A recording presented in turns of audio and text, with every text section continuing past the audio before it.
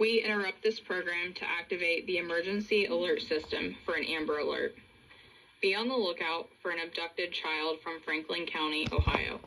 The child was last seen at 473 South Huron Avenue, Columbus, Ohio.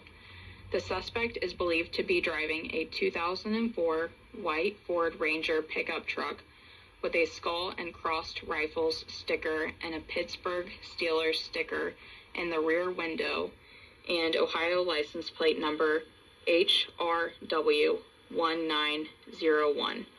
The suspect has been identified as Shane Stephen Smith, a 48-year-old white male who is 5 feet 11 inches tall and 200 pounds with brown hair. The abducted child is Mackenzie Hall, a 13-year-old white female with brown hair, last seen wearing a dark gray hoodie, white shoes, and a pink backpack. Please call 1-877-AMBEROH or dial 911 immediately if you see the child, the suspect, or the suspect vehicle. This concludes the emergency alert system message.